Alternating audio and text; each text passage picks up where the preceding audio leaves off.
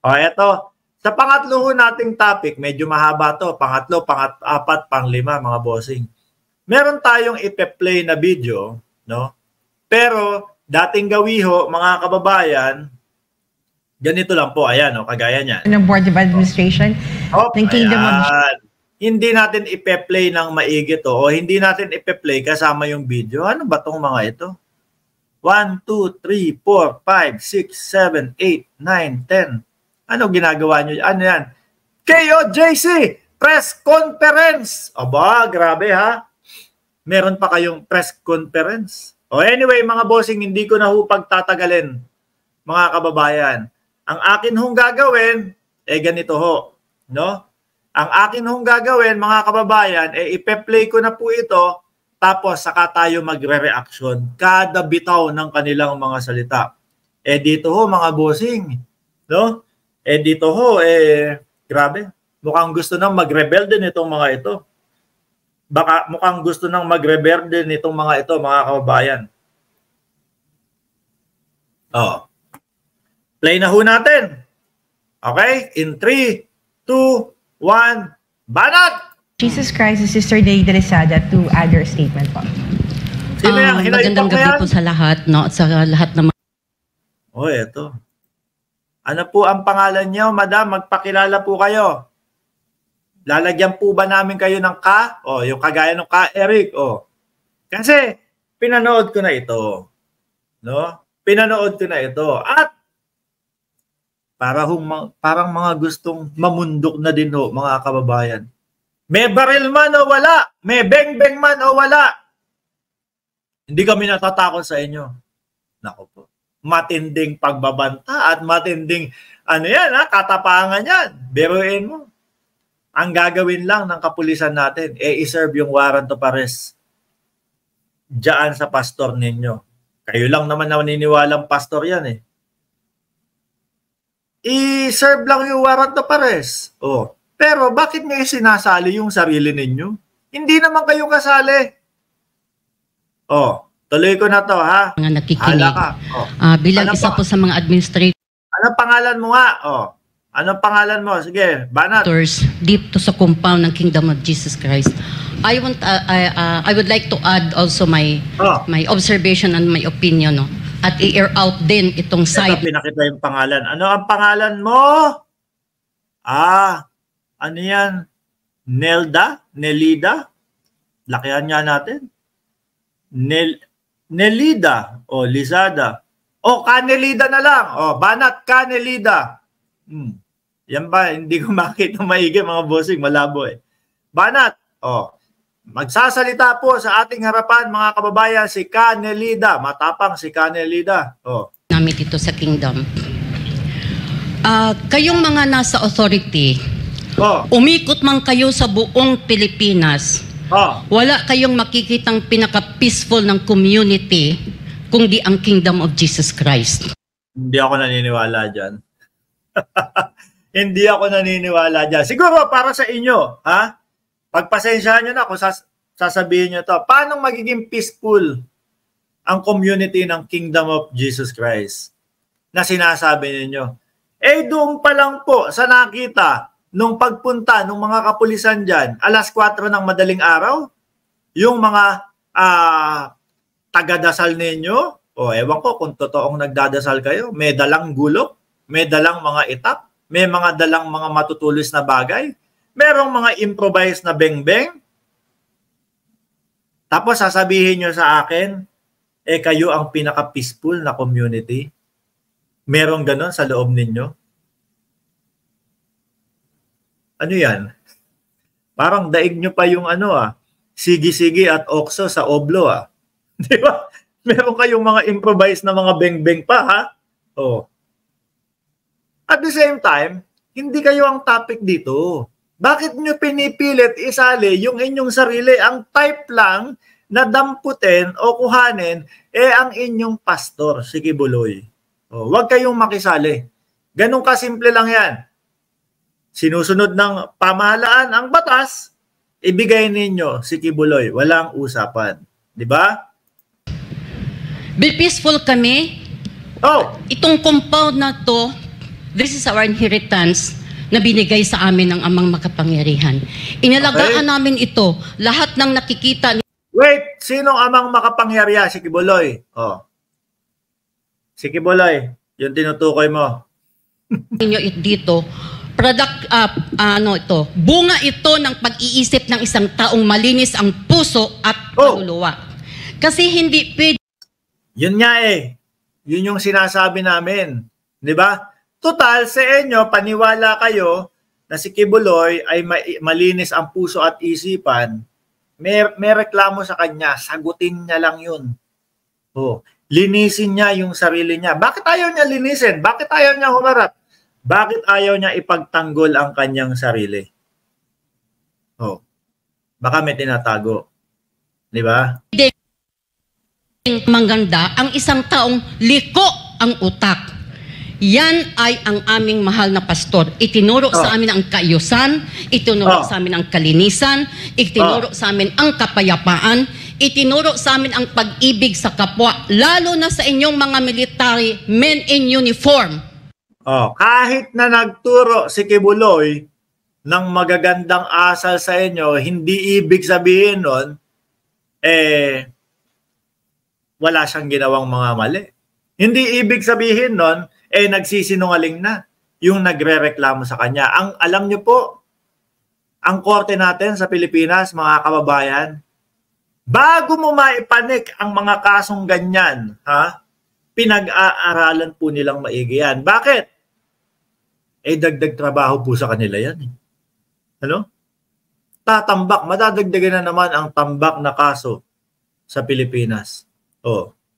Akala nyo po ba, may nagsampa ng kaso, sige, tanggap na. Akin na. Sila din po ang natatambakan ng trabaho. Kaya po, yung mga nonsense na mga nagsasampa ng kaso, ibinabasura na po agad nila yun. Pero po eto kay Kibuloy, pinag-aralang maigi yan. Hindi porket eto pinakita sa inyo. Eto tinuro sa inyo. Ibig sabihin, kumbaga baliwalain na natin yung nagre-reklamo sa inyong pastor. Hindi ho ganun yun, madam. Di ho ba? Madami tayong mga nakikita, linggo-linggo nasa simbahan. Pero linggo-linggo nasa simbahan, subalit, pagkalabas ng simbahan, puros namang kalokohan na ang ginagawa. Baka hindi nalalayo dyan ang inyong pastor. Ganyan lang naman ho yan. Hindi naman po 24/7 na nababantayan nyo si pastor. Tuloy. Kayo ang unang grupong itinanim ni pastor sa puso namin ang pagmamahal sa inyo dahil sabi ng aming pastor noon, kayo ang nag-lay down ng life ninyo para sa ating Pilipinas sa kapayapaan. But what you're doing now is totoo naman yung sinasabi ninyo. Kaso, may order ang korte, may order ang Senado, nakunin si Kibuloy, nadakpin si Kibuloy. At hindi lang naman ito dakpin para ikulong lang basta-basta. Hindi naman ho ganon, mga kababayan. Kunin, dakpin, upang marinig natin ang paliwanag. Bakit nagtatago si Kibuloy at natatakot? Di ho ba, mga kababayan? Napakasimple. Lumitaw, magpaliwanag, tapos. Kaya lang, dahil merong qualified human trafficking na kaso, medyo habang dinidinig ho yan, mag-stay muna si Kibuloy doon sa Oblo. Kabaliktaran. Overnight, gi-change ninyo ang impression namin sa inyo. You are no longer a protector of law and order, but you are now the one breaking law and order. Breaking law, isa-serve yung warrant of arrest kay Kibuloy? May karapatan sila na kunin si Kibuloy? Yun ba? Si Kibuloy ang nagtatago sa batas? Si Kibuloy ang pugante sa batas? Huwag nga ho palang masasabi natin na pugante dahil ayaw ho ng mga OTAP supporters yun. Lalong-lalo na yung attorney ni Kibuloy. Ayaw niyang maririnig na pugante si Kibuloy. Kasi daw ho, not available lang daw po. Parang cellphone, out of service lang. Si Kibuloy, mga kababayan. Ang galing ho, ano? Ang talino nung lawyer ni Kibuloy. Ibang klase. Siguro akala lahat mapapaikot. Siguro akala, no? Ang buong Pilipinas ay DDS. Mantakin mo, simbahan ito. Mapayapa kaming namumuhay. Okay? Nakikita nyo ang sa loob nito. Noon, bukas kayo dito. Hindi, uulitin ko ha. Ano pangalan mo? Canelia o ano? Hindi sa inyo nakatungkol itong kaso. Kay Kibuloy. Ano po? Kung payapa kayo dyan, edi masaya kami para sa inyo. No? Kung payapa kayo dyan, masaya kami para sa inyo. Pero hindi yun yung punto dito eh. Ibigay nyo si Kibuloy dahil may mga nagrereklamo na di umano na sila ay minolestya ni Kibuloy. Ganun kasimple lang yan. Yan yung loob. Sa panggigipit ng gobyerno kay Pastor. Anong panggigipit ng gobyerno? Estados Unidos pa lang, ipinapahanap na siya. Sa Amerika pa lang ho, mga kababayan, wanted na si Kibuloy. Di ba? Paano sinasabi niyong ginigipit ng gobyerno? May nagreklamo kay Kibuloy ng molestya daw po, di umano. Bakit ang Pangulo ang sinisisi niyo dyan? Hindi nga nakikialam ang Pangulo dyan. Di ba? Ituloy natin. Kung ano man ang pangalan mo, magsalita ka pa dyan, sige. Anong nakikita niyo? Kaayusan. Resulta yan ng disiplina damin dito sa loob ng kingdom na itunuro sa amin ng aming mahal na pastor. Bakit ganito ang resulta? Dahil dito, zero corruption. So si Kibuloy din ang nagturo sa inyo, humawa kayo ng gulok, humawa kayong matatalim na bagay kasi dadating ang kapulisan. No? Alas 4 ng madaling araw, kailangan may improvise na beng-beng kayo dahil dadating ang kapulisan. Yun din, si Kibuloy din na nagturo sa inyo. Malupit. Wala kaming pansariling mga plano para sa aming mga buhay, kundi para sa lahat sa kaayusan ng aming community. Para lamang kami ay makakontribute ng kaayusan sa Pilipinas na itong magulo. Tingnan nyo, sa kalsada pa lang ninyo, hindi kayo makaproduce ng 1 kilometrong kalsada kung wala kayong milyon.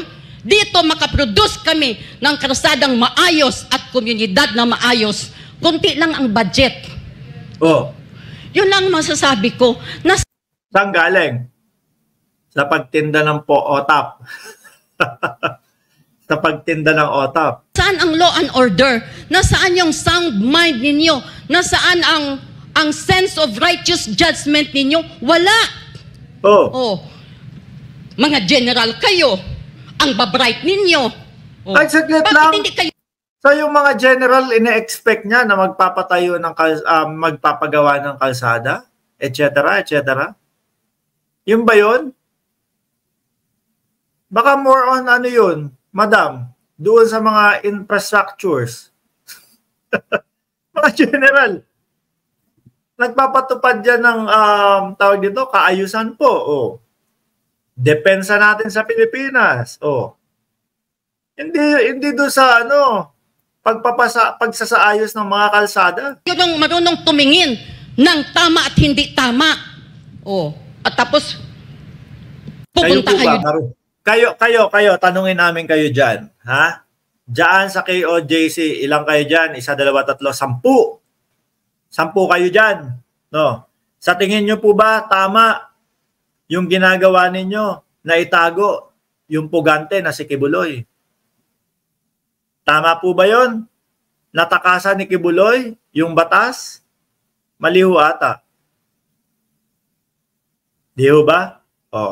Banat ka pa dyan. Sige, tuloy mo. Dito, aakyat kayo sa mga pader at sa kung sa ano-ano pa man namin. Magpapalipad kayo ng mga drone kung ano-ano pa dyan gagawin ninyo. Humanda kasi kayo. Sa susunod na pagpunta ng mga kapulisan dyan, ready na sila. Alam na nila. Kung saan naglalakad si Kibuloy dito, pagka nakita doon sa drone, sige, alam na natin kung paano papasukin ito sa susunod. May warrant of arrest tayo pasok tayo. Di ba? Kunin natin yung nagtatago sa batas. Bakit hindi nyo ilagay sa ayos ang lahat? Mag-usap tayo. Oh, hindi gano'n na para kayong mga... Huwag kang epal. Ano pangalan mo? Nelia, Nenita, o ano? Nelia, o kung sino ka man. Huwag kang epal. Hindi ikaw ang kailangan kausapin. Si Kibuloy ang kailangan kausapin at si Kibuloy ang kailangan magpaliwanag sa batas. Hindi ikaw. Honest ka ba? Bakit ito mga KOJC, pilit nilang sinasali ang sarili nila? Samantalang si Kibuloy lang naman po ang kailangan ng otoridad. Si Kibuloy lang naman ang may kaso, tsaka yung 5. Sila, pilit nilang sinasama ang kanilang sarili, mga kababayan. Bakit? Bakit? Para popular din kayo? Para makilala din kayo? Para sikat din kayo? Grabe ha. Gusto nyo din palang maging parang Taylor Swift na sikat. Nasa 15th century pa namumuhay. Tingnan nyo yung mga gawa ninyo. Gawa ba yan ng moderno? Maayos na mga law enforcer? Ayun daw kasi mga kababayan, pumapanik yung mga kapulisan natin doon sa bako nila. Hinaharangan ninyo Ayaw nyong ibigay yung wanted Sige, tanungin ko kayo. Ito coming from my heart. Tingnan ninyo yan. Nasaan ang kaayusan? Nasaan ang law and order? Bakit hindi nyo pinapakita dyan, yung binubuntal ninyo, yung mga kapulisan? Bakit? Sige nga, yun ang tanong namin sa inyo.